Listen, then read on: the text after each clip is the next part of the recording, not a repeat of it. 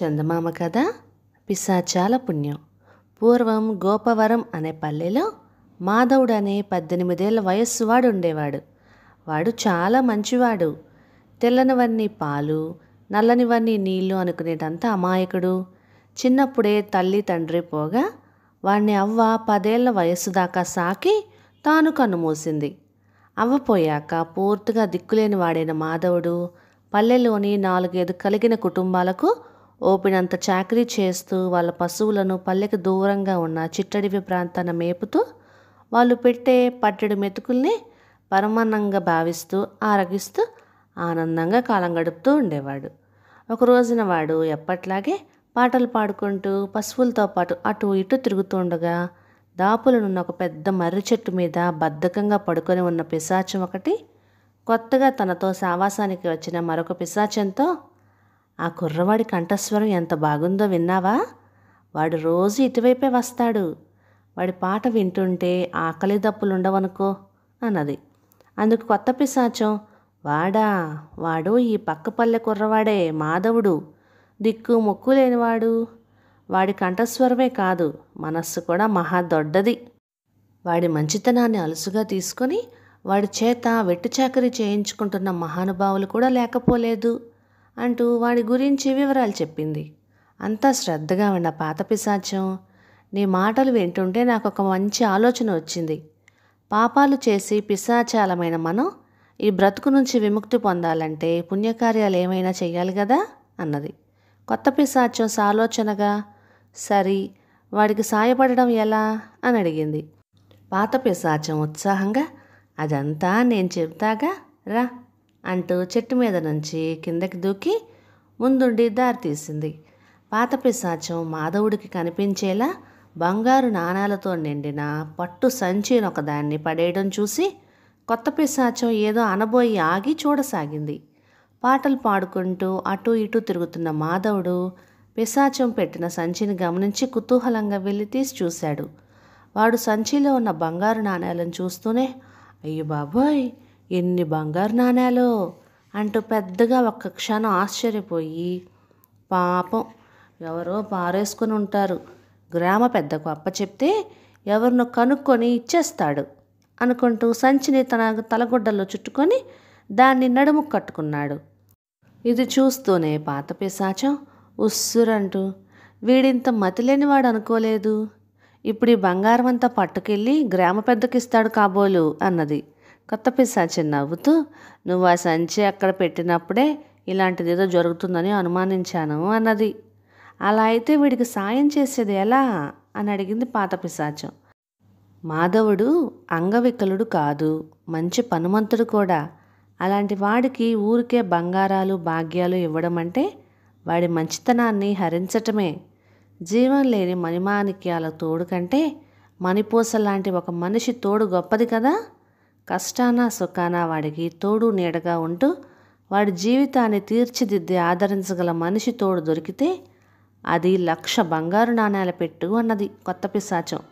అందుకు పాత పిశాచం కాస్త ఉక్రోషంగా, "ఇలాంటి నీతులన్నీ నాకు తెలుసు. ఇప్పుడు వాడికి ఏ రకంగా సాయపడగలమో కాస్త చెప్పు చాలు" అన్నది. "అంతా చెబుతా గాని ముందు నువ్వు ఏ ధనికుడి వేషంలోనో వెళ్ళి ఆ బంగారు నాణేల సంచి పారేసుకున్నానని చెప్పి పట్టుకురా" అన్నది కొత్త పిశాచం. పాత పిశాచం సరేనని ఆ ప్రకారమే చేసి వచ్చాక, "అయితే విను, మాధవుడు ఉన్న పల్లెలోనే మణి అని ఒక చక్కటి ఒద్దుకైన పిల్ల ఉన్నది. ఆ పిల్ల తండ్రి ఈ మధ్యనే పోయాడు. ఆమెకు మరి 4 రోజుల్లో మేనమామ కొడుకుతో పెళ్లి జరగబోతున్నది. పెళ్లి కొడుకు కరుడుగట్టిన జోదరి మాత్రమే కాక మొన్ననే ఒక పెద్ద దొంగతనం చేసి తప్పించుకొని పారిపోయి వచ్చాడు. మణి తండ్రికి ఒక్కతే సంతానం కావటం వల్ల ఆస్తి కోసం ఆ పిల్లకు అన్యాయం చేయటానికి సిద్ధపడుతున్నాడు మేనమామ. ఉన్న ఊళ్ళో అయితే రక్షక భటులు కొడుకు కోసం రావచ్చునన్న భయంతో పెళ్లివారు 10 రోజుల క్రిందటే మణి ఇంటికి వచ్చి తిష్టవేసి కూర్చున్నారు. రక్షక భటులు దొంగ డొంక మార్గాన పారిపోయి వచ్చాడని తెలిసి వాళ్ళు డొంక మార్గానే వస్తున్నారు. ఇప్పుడు మనం ఇలా చేద్దాం" అని పాత పిశాచం చెవులు రహస్యంగా చెప్పింది.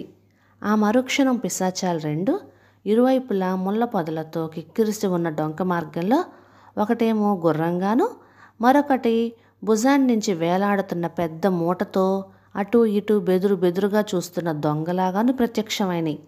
అంత దూరాన చేతిలో ఉన్న లాఠీలను ఊపుకుంటూ వస్తున్న రక్షక భటులు గుర్రం దొంగ రూపంలో ఉన్న పిశాచాలను చూస్తూనే, ఆహా దొరికితివిరా దొంగ, 7-14 స్తంభాల దివానుగారి అంత పెద్ద లోగిలి ఇంట్లోనే జొరబడి దొంగతనం చేస్తావా, సాహసివిరా, ఆగు అంటూ పరిగెత్తి రాసాగారు. గుర్రం రూపంలో ఉన్న పాత పిశాచం, దొంగ రూపంలో దానిమీద కూర్చొని ఉన్న కొత్త పిశాచం పల్లెకేసి దౌడు తీసాగాయి.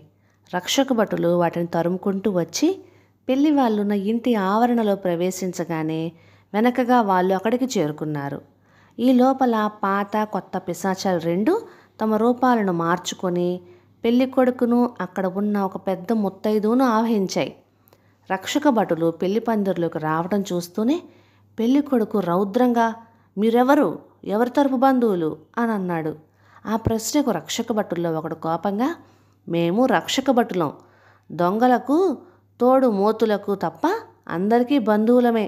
నువ్వే కదా రాజుపాలెం కోటప్ప కొడుకు సుందరానివి, దివాను గారింట దొంగతనానికి గాను నిన్ను బంధించి ఆయన దగ్గరికి తీసుకుపోవడానికి వచ్చాం అన్నారు. ఆ మాట వింటూనే సుందరం తండ్రి కోటప్ప, నా కొడుకు దొంగ అంటే నేను ఒప్పుకోను. ఏమైనా ముందు పెళ్లికూతురు మెడలో ఆ 3 ముళ్ళు వేయనీయండి, తర్వాత సంగతి మాట్లాడుకుందాం అన్నాడు. కోటప్ప ఇలా అనగానే భటులిద్దరూ పెద్దగా నవ్వి, తండ్రి కొడుకులు దొంగతనాలతో సరిపెట్టుకోక పెళ్లి పేరుతో ఈ ఆడపిల్లకు అన్యాయం చేయబోతున్నారన్నమాట, పదండి ఇక్కడి నుంచి అంటూ తండ్రి కొడుకుల మెడలు వంచి పట్టుకొని లాక్కుపోయారు.